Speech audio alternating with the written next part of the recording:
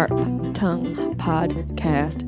Beep, beep, beep, beep, beep. You're listening to the Sharp Tongue Podcast. I'm your host, Jessimae Peluso. It's a personal look. Well, it's not really a look because it's a podcast. I'm already fucking this up. This is kind of like a verbal comedy diary, a deep look into the crevices of my mind. It's gonna get dirty. You might cry. You'll probably laugh. Hopefully you'll laugh. The whole point is for you to laugh, but you also might cry. I talk about my family. I talk about farts. I talk about love, loss, comedy, how hard it is to make it in this biz. I'm a fucking professional. Each week it's something different. Sometimes I have a guest host. Sometimes it's gonna be a movie companion episode. Sometimes I just ramble about the bullshit I dealt with the week before. You never know what you're gonna get. It's raw, uncut, and funny.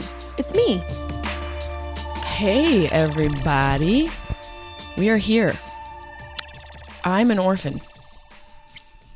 I didn't realize that fun wasn't on the 2020 menu, but Orphan is. I'm already laughing at myself. You gotta admit that's pretty good. Fun isn't on the menu, but Orphan is. And I am an orphan. My sister and I are both orphans now. It's super strange. It's a weird existence when the people who created you are no longer with you. Well, that point can be argued, of course. Physically, no longer with you. Although I swear I sometimes smell my mom's farts and they're very distinguishable. And I've spoke about this before on Girl Code years ago.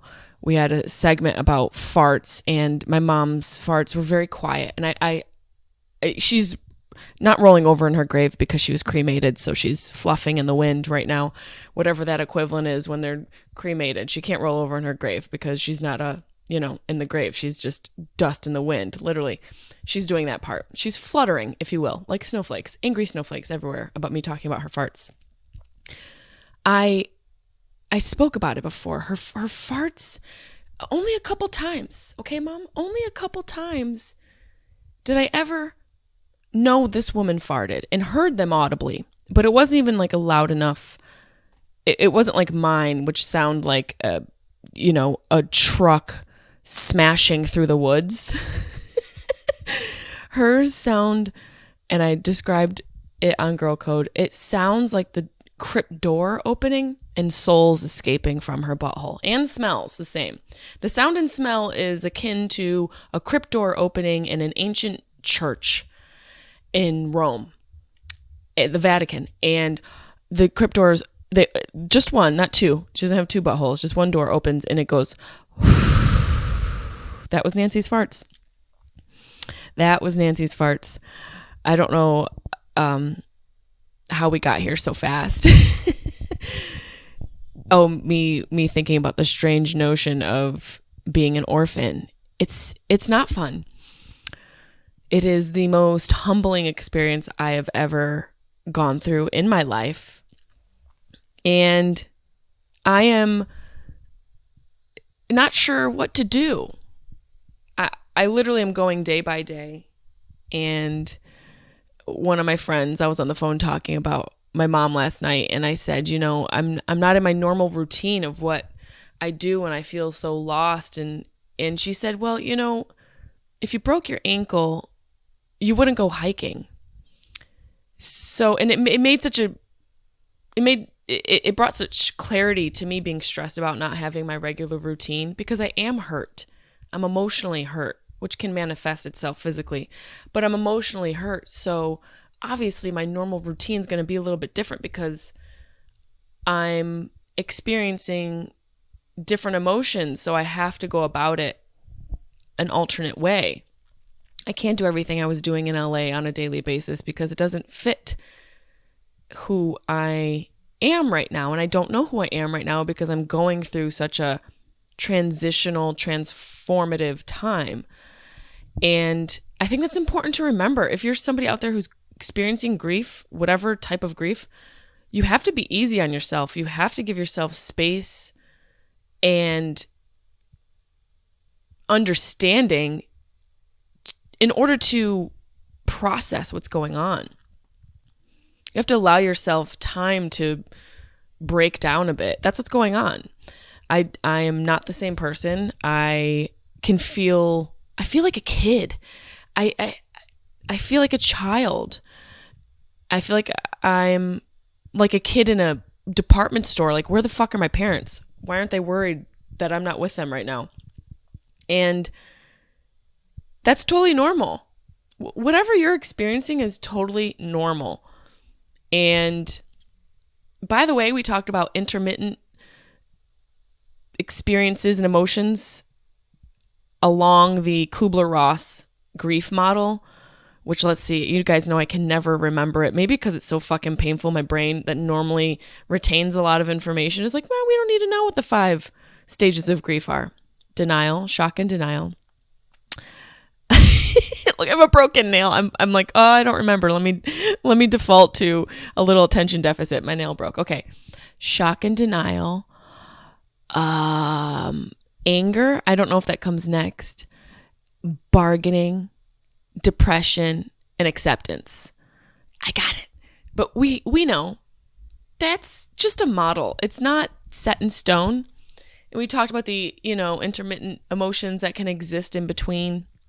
Well, I'm experiencing a deep sadness.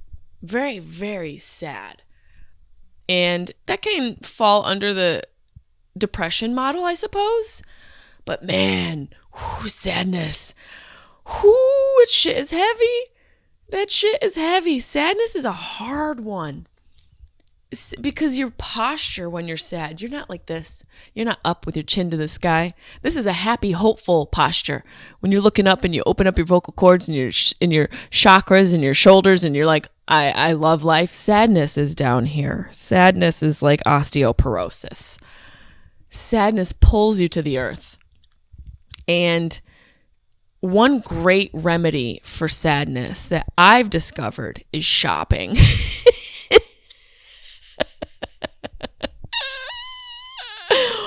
Oh, you're welcome, Amazon. And I realize I shouldn't be going to Amazon. I also have done a bunch of Etsy shopping. I'm trying to promote small businesses during this very tumultuous time in our economy where 30% of small businesses won't recoup after this terrible pandemic. So I'm being conscious of that and cognitive that people with small businesses are struggling. So I am putting my dollars in small businesses, but holy hell, if Amazon doesn't, if Jeff Bezos doesn't thank me for the 6 ski-doos and snowmobiles and guest house that he's able to build from my cart alone, I'm going to be pissed. If I don't at least get a personalized Christmas card from Jeff Bezos, I'm going to go shit on his lawn and put like a little, Christmas ornament on it. Just like a little Santa hat. Little pile of shit with a Santa hat on it. Rude. I'm sure a lot of you out there can agree. Amazon is profiting off of my sadness. And I want a fucking Christmas card. So I decided to show you some of the shit that I purchased. And if you want to watch it, you can go to my YouTube page, which I already told you about in the beginning of this podcast episode. But you can listen to the paper. ASMR.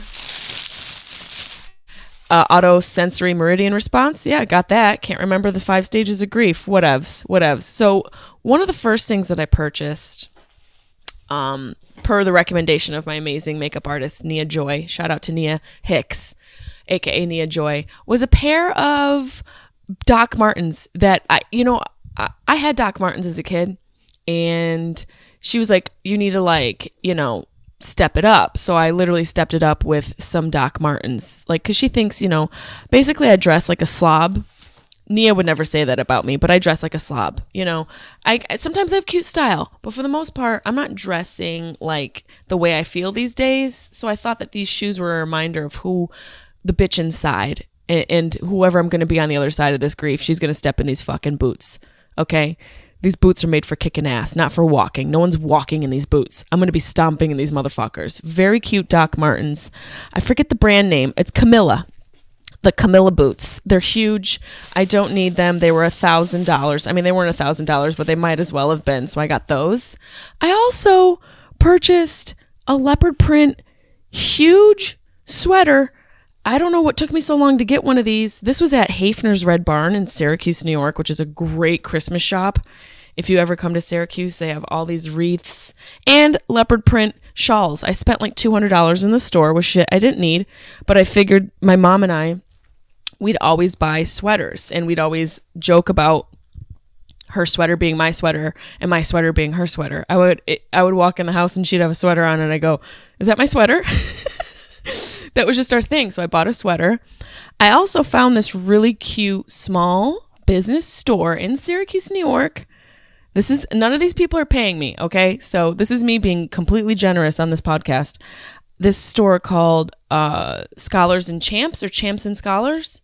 It's in downtown Syracuse, which it's starting to, look less like a meth meeting point and more like a social gathering, distanced, of course.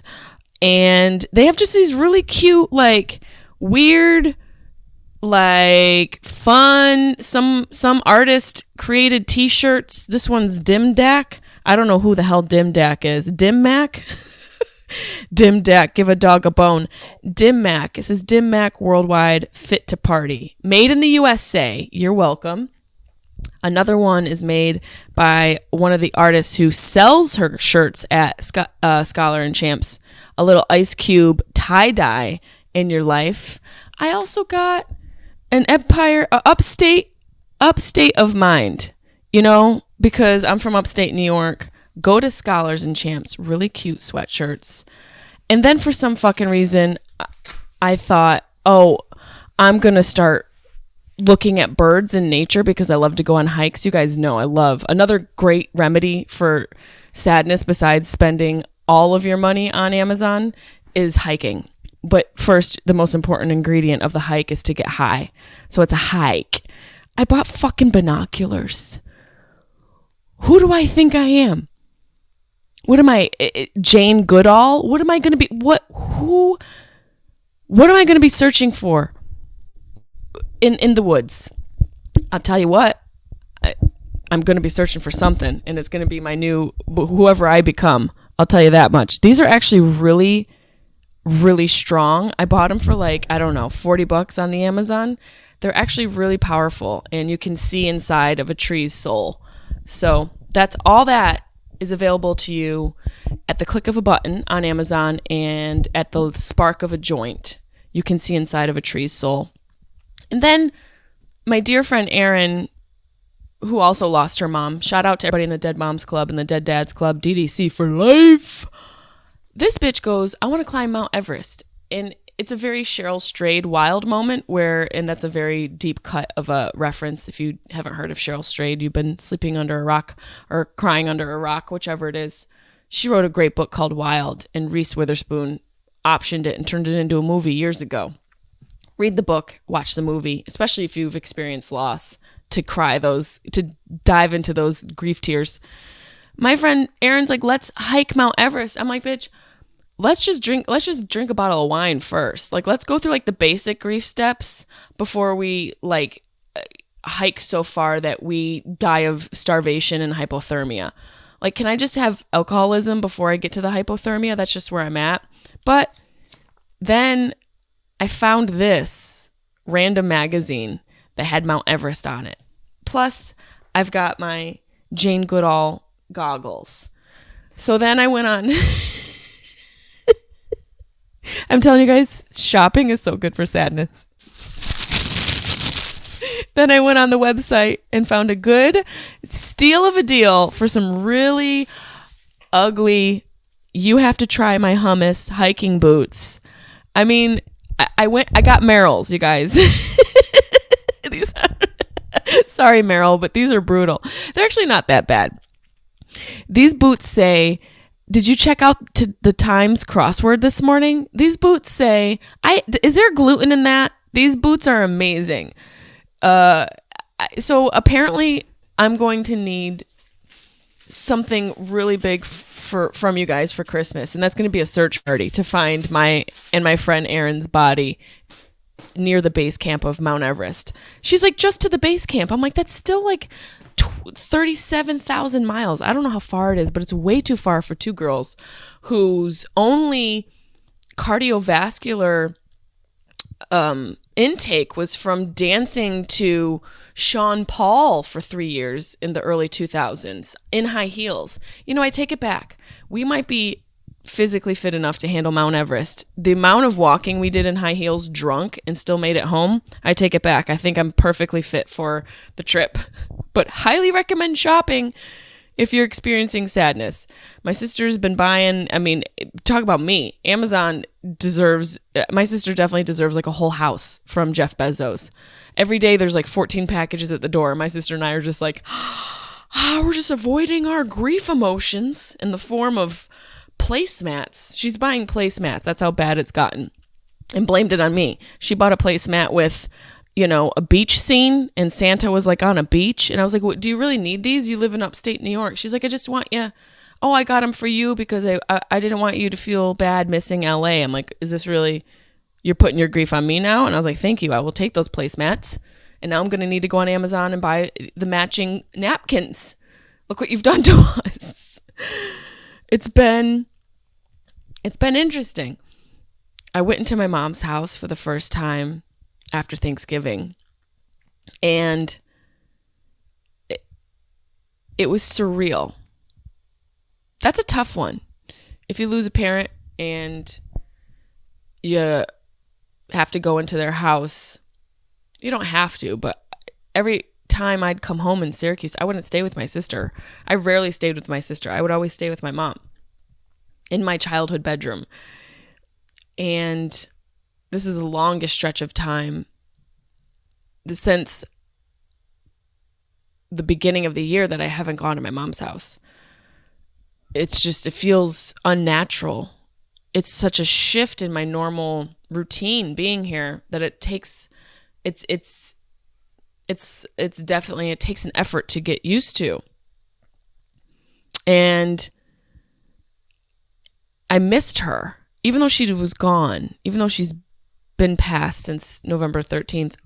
I miss her, and I've missed her for so long. I haven't seen her as herself prior to her being sick since before this year.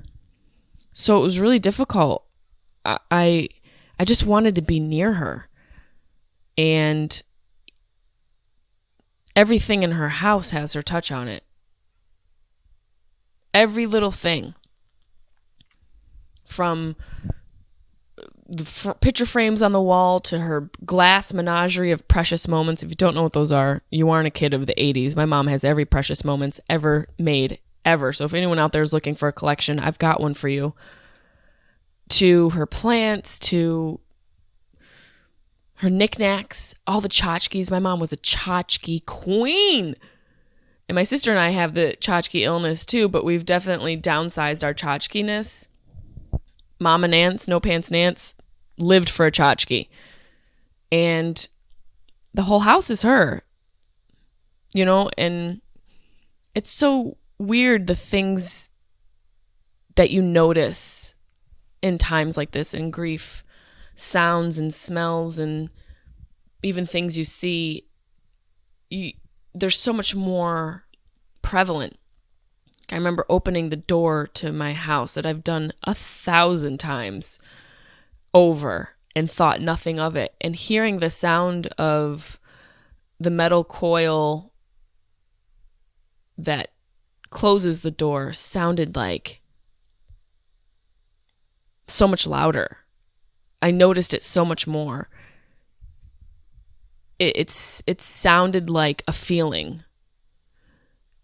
I did smoke a little bit of weed before this episode, but you guys knew that. And stepping onto the porch, the feeling was so many different things. Loneliness, loss, love, fear, a longing. And I remember just looking around the porch and starting to panic, because this is the first time I'm walking into the house that my mom raised me in without her. And I started to panic a little, looking for her and all of her stuff, just trying to see her and her things, and started to have a panic attack. And then I said to myself, well, now I can finally make this place the way I've always wanted to. And I laughed because every time I would come home, I would drive my mom nuts moving shit around. I have like some sort of anal retentive illness when it comes to decor. I'm constantly shifting things around. And every time I would come home, I would drive my mom nuts moving her shit around. She'd be like, will you just leave that? So it made me laugh in that moment to like honestly think, well, now I can do it without her bitching at me. But I could still hear her, bitch at me when I eventually went into the house. And I went in and I went right to her kitchen because that's where so much of the congregating happened. I think that's what happens in a lot of homes. Obviously, the food is there. We got to chill near the snacks. It's a place of congregation. There's alcohol, there's food, there's music, and it's just such a great place to hang. And my mom was always in the kitchen. And she had and always had her stuff, like she kind of treated her kitchen table like a desk. She was very neat, but in a messy way. She was organized, but kind of messy, but neat. It's very hard to explain. Like it was chaotically organized, kind of like me. But she always had all of her papers right there, just notes and Netflix shows she wants to watch, recipes, quotes that she found from reading, crossword puzzles, and clippings from newspapers. She always had a little pile, and it was gone. And now my mother's boyfriend is still living there, who was my stepdad from years ago. I've known him since I was like 4 years old. My mom and him, he's Steve. He's the neighbor's dad. You guys know if you've listened to this podcast, my mom moved the neighbor's dad in. It was Steve. Steve lived with my mom for 15 years or so, and they got divorced and recently reconnected in the past 2 years, which it was a blessing for her to have reconnected with him. And so he's been living there, and her papers are gone, and I'm freaking out. I'm freaking out because this is the first time I'm seeing her house and a place of it not as she left it. And it was just a reminder that she's fucking gone. And I got pissed. I threw a tissue box because I couldn't really destroy something because my mom would be fucking pissed. And I was so angry. I wanted to thrash the place. I truly did. I felt this like visceral anger boil in me, and I wanted to fucking destroy the place, but I ended up just choosing a tissue box so I wouldn't piss No Pants Nance off from the dusty grave. I threw the tissue box, and I just screamed, and I panicked, and I cried, and I felt that grief cry that only happens when you've lost something you've truly loved. It sounds animalistic. I used to have this joke about wailing like a woman who lost her child. It's that. It's the core of that loss. It's so real. It's so visceral. It's pain personified in a physical sensation. It's just visceral pain at your very core. And you scream like a woodland beast from a fairy tale. You sound like a centaur who just got castrated. It's a real fucking unique feeling and sound. And I had to call my sister. I lasted about 3 minutes in that house alone. I showed up with all this gusto and like, oh, I got this. I'm a strong bitch. Broke down on the porch, couldn't handle the kitchen, and had to call my sister, and I FaceTimed her, and she was calm. I was a mess, and just sort of went through the house. I didn't want to touch too much. I don't know if anyone's ever experienced this, where you go into the house of a loved one who you've lost. You don't want to touch anything. You want to retain the way they left it as a way to connect with them, as a way to just imagine they're still there, as a way to feel their presence, is to see how they left it. And I didn't really want to touch too much, especially for my sister's sake, where I knew she was eventually going to come to the house. And I wanted her to also experience that. I think it's a healthy part of grieving is to grieve the visualization of their personal belongings as they left them. because especially for me, I didn't get to be with my mother physically when she passed. I only was able to do it through an iPad. So any sort of connection to her physical touch, I feel, is a healthy thing to experience in order to get through the grieving process. And I didn't touch too much. The one thing that I wanted was her jewelry. There's something about a mother's jewelry. It retains a piece of their soul, especially because my mother wore consistently a few different pieces.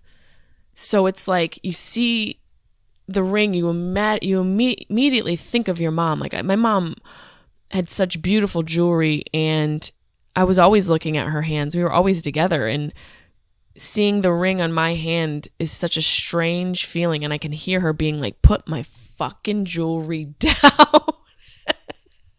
I always used to point to this one ring like, this is going to be mine when you're gone. And now it is.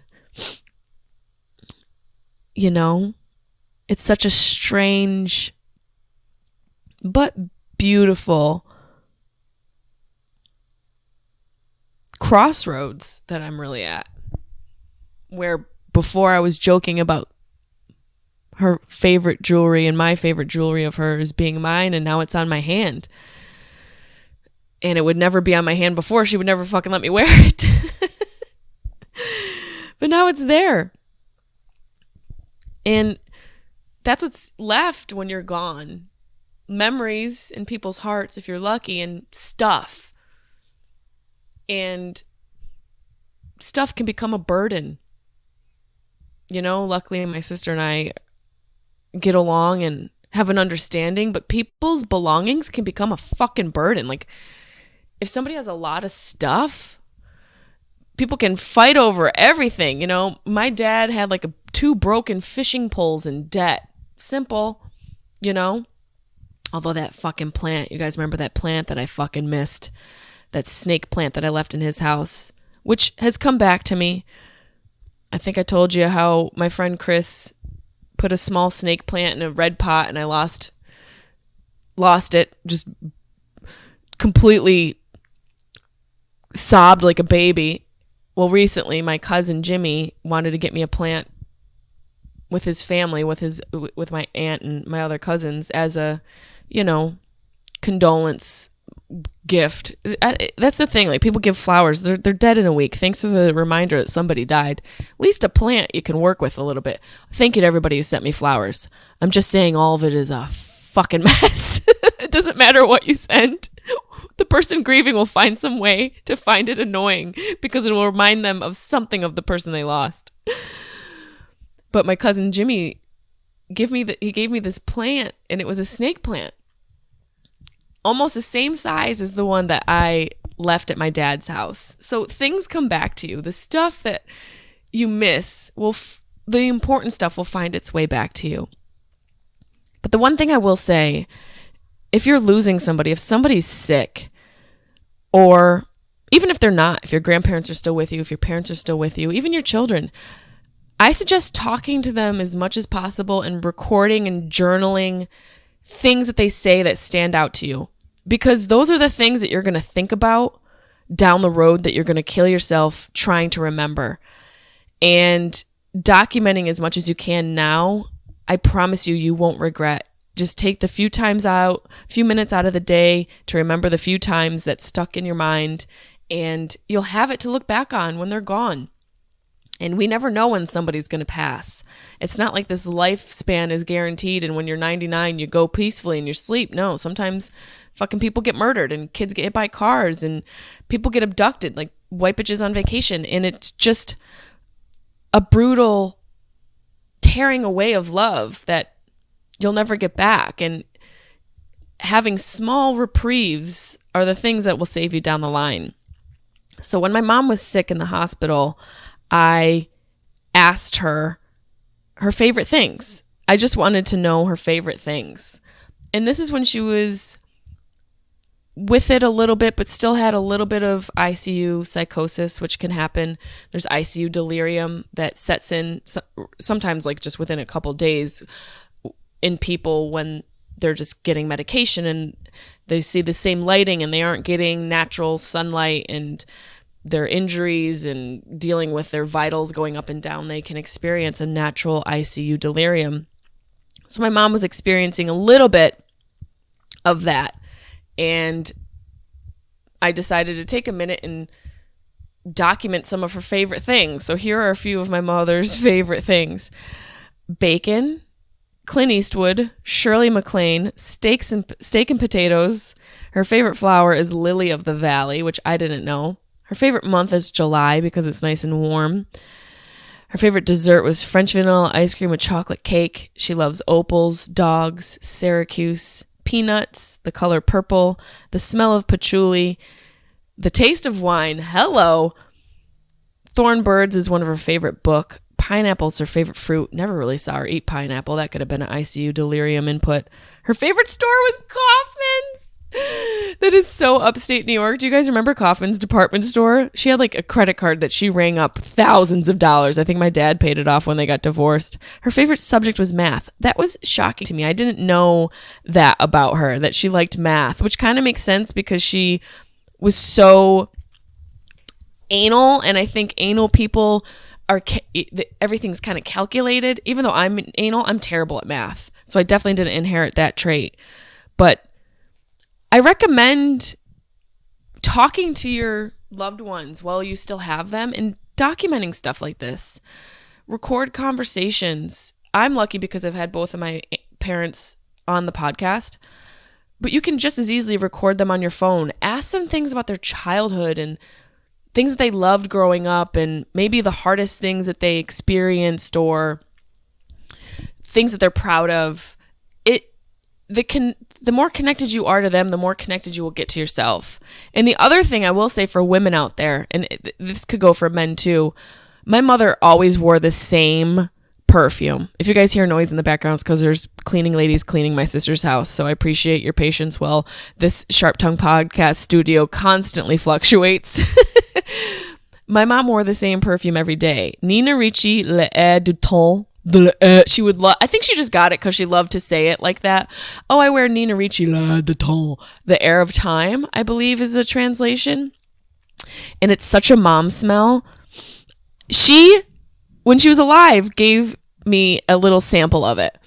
And it smells like her, man. And if you have a mom or a dad who wear consistent perfume or colognes, my niece and nephew are knocking on the door now.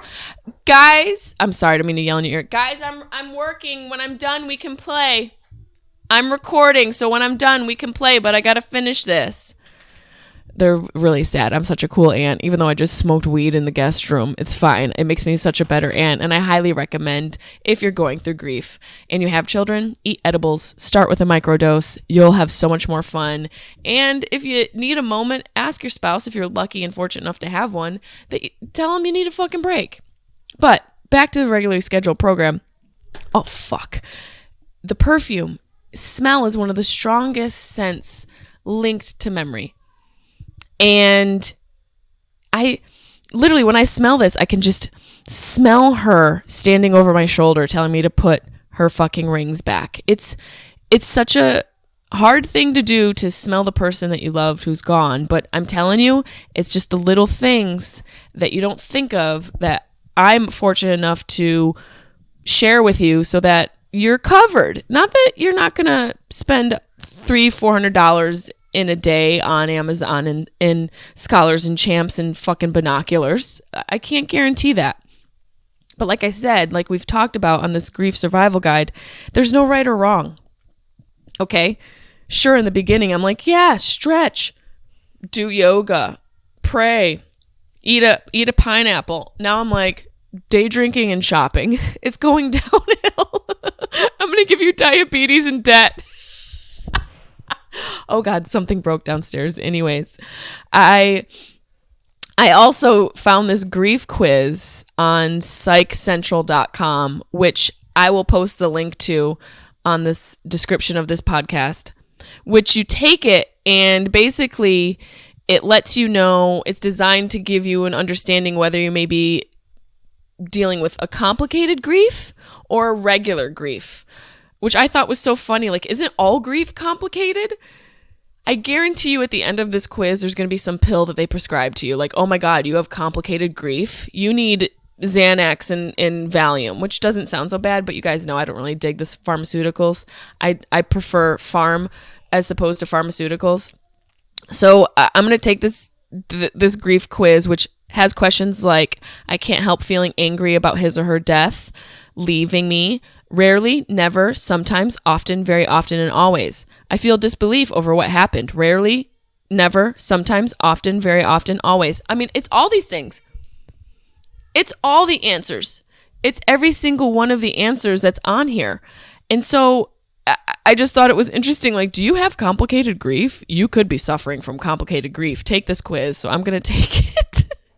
I'll post the link to the quiz in the description because I just think it's funny.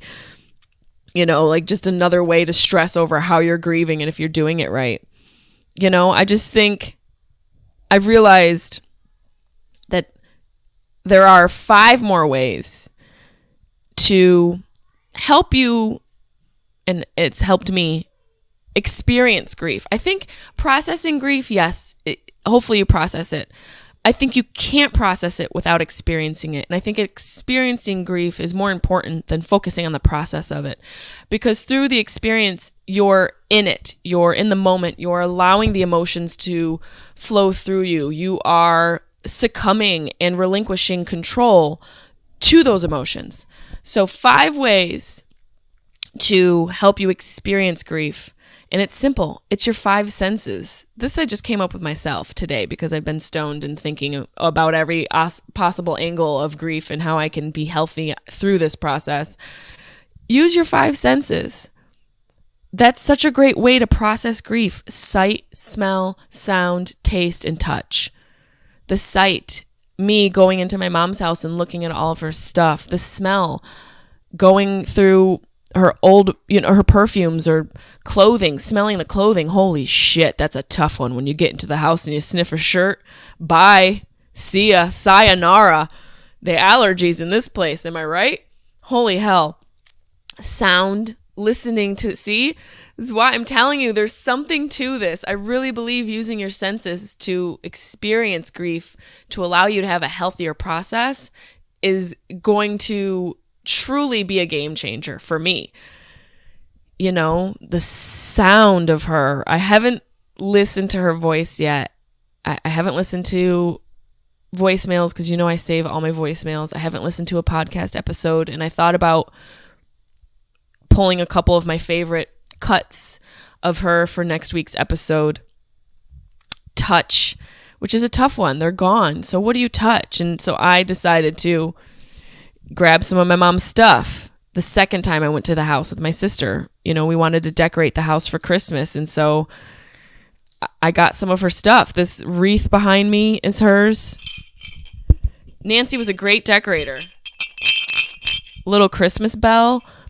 Touching their stuff, touching her stuff has made me feel connected to her.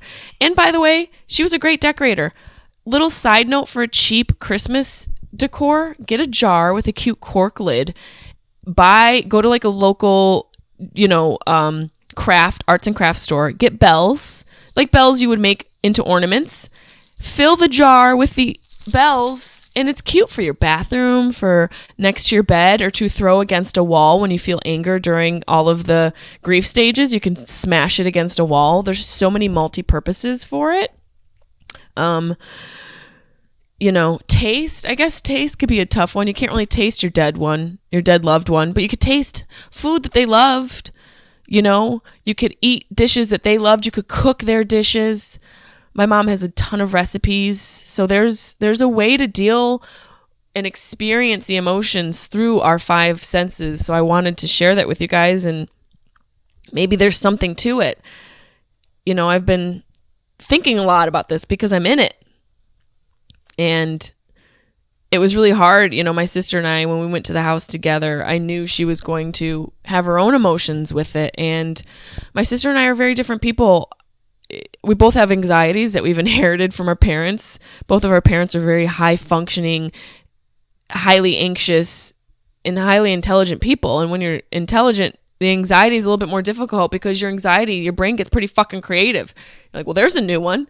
Didn't think about that. Didn't think about thinking about us on a molecular level and how, you know, our cells are attacking each other. Like, it's just, not that that is like some, you know, academic way of describing intelligence, but we both have our own individual anxieties. I've, you know, found ways to process and manage mine on a different way that my sister has. And she, you know, admittingly gets distractions to deal with her anxieties, which is not the healthiest way to do it, but it's a step in the direction of self-awareness, knowing that it's what you do. And being in that house with her was so hard. We broke down in every fucking room. We lost it in every fucking room of the house because my mom is everywhere in that house. Her smell is there. We could feel her there. Her clothing is hung just as she left it. Her jewelry's there just as she left it. Towels and clothing that was thrown over the laundry basket, and papers left and dishes left a certain way. It's just as if they just fucking disappeared. When you go into the house of a loved one who's passed on, it's like they're just around the corner. You feel like they could just be in the other room. Like you're trying to find them, and you're following their scent, and they're gone. It's really hard. It's harrowing. It's truly one of the most lonely feelings I've had. And I don't know how only child families do it. The children of, you know, their one child and both their parents are gone. I don't know how I would do this without my sister. And she has said the same thing, because she'd break down and I would console her, and I'd break down and she'd just fucking leave me in the room. No, she would console me. And I can't imagine doing this without her. And in a really beautiful way, us experiencing this grief simultaneously is a huge bonding experience. I mean, hello, she's my day drinking partner. Hi. I'm the one who encourages her to pop edibles. Like, I got kids. Exactly. That's why you should be taking edibles, because you have children. There's no one here to judge you. And so being in that house with her for the first time in our lives without both of our parents alive, it's the most painful, brutal, but beautiful experience ever. It's brutal. You guys know, I think life is brutal. It's brutal because of the realization that our two creators, our home, our rocks, our mom and our dad, are now gone. Is a very brutal realization. But it's beautiful in knowing that everywhere now. That's what I believe. I believe our energy just goes into everything after we're gone.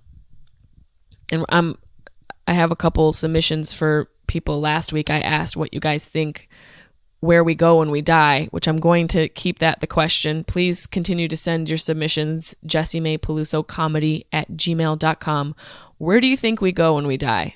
I want to hear your family's folklore. I want to hear your culture's idea. I want to hear, your own personal opinion. Where do we go when we die? I think we go everywhere. I think we become a part of all of the things that surround the people we love. And so much of that is in my mom's belongings in her house. Like, she just felt, my sister kept saying, like, it's just her. All of this stuff is her. And that made it just as equally difficult to take it, like taking her things from her house felt wrong, but we couldn't not do it because it also connected us to her. So that's why, we took a couple Christmas ornaments to bring with us to decorate.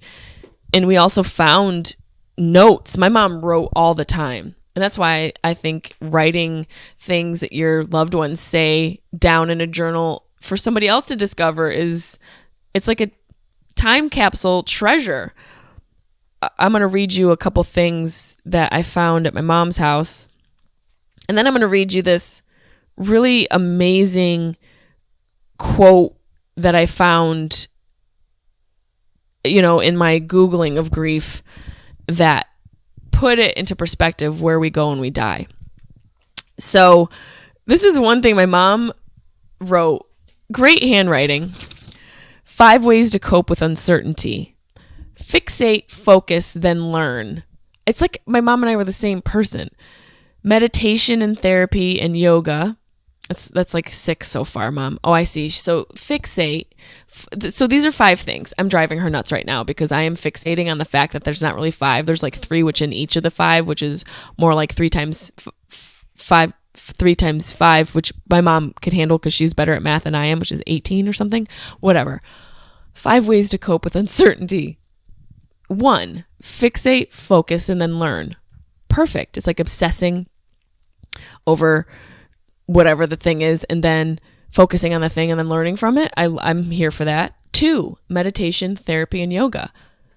Check. Got that. I mean, this really is 5 ways to cope with death, which really is the most uncertain thing in our life. So essentially, my mother just left her ways to cope with grief and didn't realize that she was writing it. 3, ignore the voice in your head. Well, that's a tough one because she's a loud bitch and she wants to be heard. 4, embrace the chaos. That's beautiful. I think you really have to embrace the chaos. If you look at the nature of things and the order of things, the very root of their creation existence is chaos. Nature itself is chaos. So the more you embrace it, because you can't change it, because chaos is just on its own path, forever changing and undulating, you have to just embrace it. It's always going to be there. Just like there's kids yelling in the background. I'm embracing it. I am in a chaotic household. There are 2 toddlers here. One going on 45. Elliot, it's like he's some deep Renaissance poet. He says things that just stab you right in your heart. The other night he said to my brother-in-law, I hope I have a happy life. He's 4. Already he's the dude from It's a Wonderful Life, worrying about if his is going to be happy. Oh my God. 5, do something that makes you happy. Don't wait and worry. My mother is really prolific, very intelligent woman. I have to read through these straight without all of my interjections, so you guys get it. 5 ways to cope with uncertainty. 1, fixate, focus, and learn. Can you hear the screaming in the background? 2, meditation, therapy, and yoga. 3, ignore the voice in your head or the one screaming down the hall. 4, embrace the chaos. 5, do something that makes you happy. Don't wait. Oh my God. It's really just, you can't hear it probably because I have a really good microphone, but there's just complete chaos going on in my sister's house. I think that finding ways that work for you to experience the grief is the most important thing. Shopping through your sadness or drinking through your disbelief.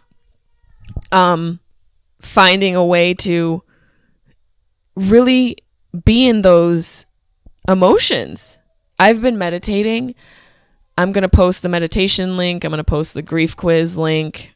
Also the link to this next thing that I found that just fucking floored me. It's called the eulogy from, a eulogy by a physicist, written by Aaron Freeman, who I'm assuming is a physicist. And this was sent to me by the guys who own the van build-out company, Boho, that Tom Green talked about on his podcast episode with Joe Rogan, which made me privy to them and sounds like a great experience. So I'm going to be talking to them about building out a van for me to travel around in. Not that I'm going to be living in a van down by the river, but let's be real, like that sounds like a great existence right now in this crazy chaotic world. But him and I were emailing and I told him about what I've been going through and he sent me the link to this. And that's another thing where I've spoke about on the podcast, why it's important to just express yourself. And the more vulnerable you are, the more gifts come your way. Because I was vulnerable in this email, this man sent me this link to this beautiful eulogy that honestly gave me such peace. I was able to get that gift. Vulnerability delivers you the most beautiful gifts in life if you are open to it. So I'm going to gift it to you. I will also post the link. But I think it honestly sums up and really sums up how I feel about death, and also gave me some peace in knowing and believing what happens beyond this physical life. You want a physicist to speak at your funeral. You want the physicist to talk to your grieving family about the conservation of energy, so they will understand that your energy has not died. You want the physicist to remind your sobbing mother about the first law of thermodynamics, that no energy gets created in the universe and none is destroyed. You want your mother to know that all your energy, every vibration, every BTU of heat, every wave of every particle that was her beloved child remains with her in this world. You want the physicist to tell your weeping father that amid energies of the cosmos, you gave it as good as you got. And at one point, you'd hope that the physicist would step down from the pulpit to walk to your broken-hearted spouse there in the pew and tell him that all of the photons that ever bounced off of your face, all of the particles whose paths were interrupted by your smile, by the touch of your hair, hundreds of trillions of particles, have raced off like children, their ways forever changed by you. And as your widow rocks in the arms of a loving family, may the physicist let her know that all the photons that bounced from you were gathered in the particle detectors that are her eyes, that those photons created within her constellations of electromagnetically charged neurons whose energy will go on forever. And the physicist will remind the congregation of how much of all of our energy is given off as heat. There may be a few fanning themselves with their programs as he says it, and he will tell them that the warmth that flowed through you in life is still there, still a part of all that we are, even as who we mourn continue to heat of our own lives. And you will want the physicist to explain to those who loved you that they need not have faith. Indeed, they should not have faith. Let them know that they can measure, that scientists have measured precisely the conservation of energy and found it accurate, verifiable, and consistent across space and time. You can hope your family will examine the evidence and satisfy themselves that science is sound, and that they'll be comforted knowing your energy's still around. According to the law of the conservation of energy, not a bit of you is gone. You're just less orderly. Wow. It's just, right? Right? It's deep as fuck. It's just a beautiful idea to think that our energy is still here. It's just less orderly. And that's truly what I believe. I can feel my mom everywhere now. And although I'm searching and dying for signs, like a sign that makes sense in my physical experience, I have to be open to signs that will show up in a way that I never imagined. And the only way to do that is to have an open heart and to have faith and to know that what I'm going through is just another process of love. Grief is just another way of love reaching you. And as painful as it is, I'm so fortunate, and my sister and I both have said, we're so fortunate to have had the relationship we had with our parents, to miss them this much, to be able to have memories, beautiful memories, a lifetime of them. I wake up grateful for that. I wake up grateful that my mother and I write shit down, that we cherish stuff. Gives a shit if I have tchotchkes. Yeah, I have tchotchkes. And someone I love will have them one day too. And the more we talk, the more we share, the more we're vulnerable, the more we step out on an emotional limb and bare our soul, the more gifts we receive. And the more Amazon gifts are purchased. The more money Amazon receives.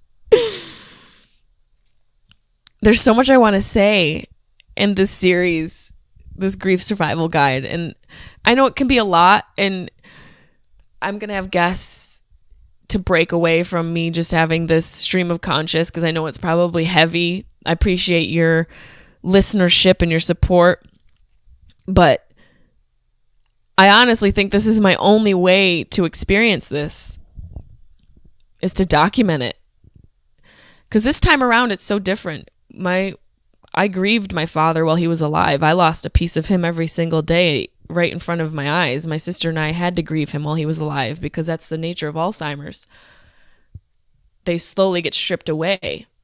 So in a sense, we were able to grieve him slower. And it felt less blunt than this experience. This time around with my mother, it feels like a deeper type of grief. Because it's my mother and I'm a girl, and my connection to her, I came from her. Breech birth, booty first. Hey, I feel the loss in a different way. And I really am swimming in a lot of sadness, but also still in shock. Thank God for wine, weed, and Amazon and small businesses. Truly helping this bitch stay afloat. I don't know if I told you guys, I have this teddy bear that I've had. My dad gave me when I was like 8 or 9. I've had it forever, and I brought it with me on this trip. And I had it on the bed, and my nephew Elliot asked me why I have a teddy bear if I'm a grown-up. And I said, well, even though I'm grown up, I can still be a kid at heart. Do you know what that means? He said, yeah. It means you're older, but you still have fun. And I was like, yeah. And then he looked right at me and he said, you must have had so much fun with him. Talking about my dad. He said, you guys must have had so much fun. And I cried like a fucking child right in front of him. That kid, I swear to God, is like some sort of 18th century poet breaking hearts around this house. He must have gotten it from my mom. She was a good writer. She was very expressive, and I can feel her. I really can. Differently than my dad. But in searching through her house, we found this that I think she must have found and liked how it sounded. And it's so crazy that my sister and I found it the day we went to her house. And, you know, we had gone to the funeral home, and we were looking at those little prayer cards that you put a prayer on and a photo, but my mother wasn't really religious. We went to church when we were a kid, but that stopped when Steve moved in the house. When the neighbor's dad moved in, we lost God too. No offense, Steve. You're doing great. We love you. I and my sister, neither of us wanted something religious. So we didn't make a decision on the prayer card in that moment, because we just were like, well, let's maybe find a photo of her or a photo she loves and write something ourselves. We don't need like St. Christopher praising thee. No offense to those who appreciate that sort of thing. Just doesn't work for us. So we found this, and my mother wrote it. She might have found it. I'm not saying she wrote it, but she wrote it on a piece of paper. And it says, don't cry for me. I am not gone. My soul is at rest. My heart lives on. Light a candle for me to see and hold on to my memory. Save your tears, for I am still here by your side through all the years. Are you crying now?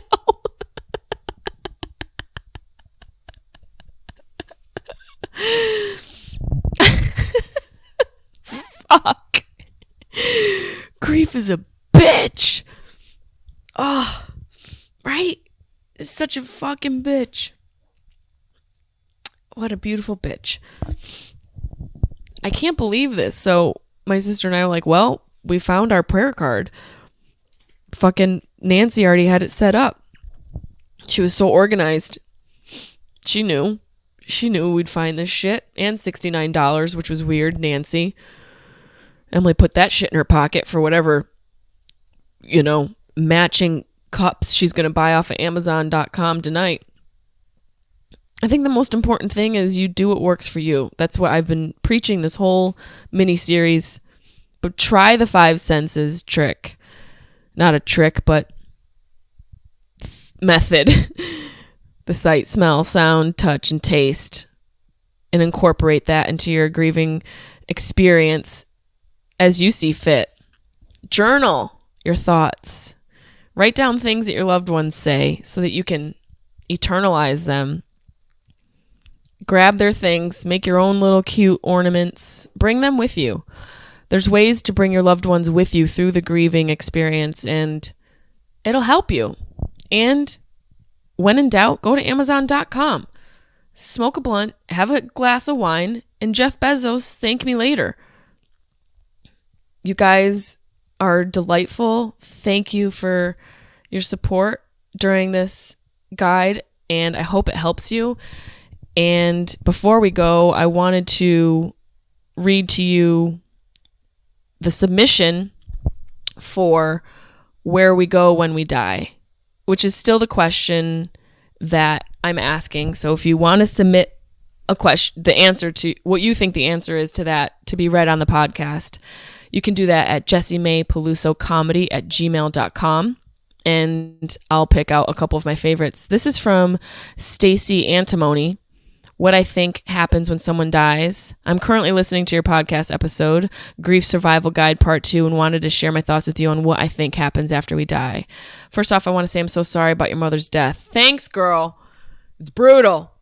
I don't know if you've been listening to this one. Hopefully you are. Thank God for wine. Wine. For some time, I wanted to say, especially in the last 8 months, you've been such a source of inspiration, joy, and entertainment for me. I've seen the deep love between you and your mom just by the photos and videos you've always shared of you two. The deeper we love, the harder the loss is. Girl, if that's not true, I don't know what is. My coochie hurts from this shit, which just makes the entire situation beautiful and extremely difficult at the same time. Obviously, I have not died in this life yet, so I have no idea what happens. But this is what I think based on gut feelings, personal beliefs, my best friend's death, mushrooms, and thinking and reading. I believe in reincarnation. I believe that after we die, some point we're reincarnated into another life. There are lessons to learn, other souls we are supposed to meet, and so on. That doesn't mean it'll always get fulfilled, though, and maybe probably aren't even guaranteed to be human again. But I think in time in between this life and our next, the in-between could be a really long time. Like perhaps it's hard for us to even compute it because we just know human time, and this is in a spiritual world. Girl, you're stoned. That mushroom kicked in, right? You smoked a blunt and then sent me this text message, this email. I also believe in energy. Yes, I know you do too, because you talk a lot about it. I watched a YouTube video a long time ago called Ask a Physicist to Speak at Your Funeral.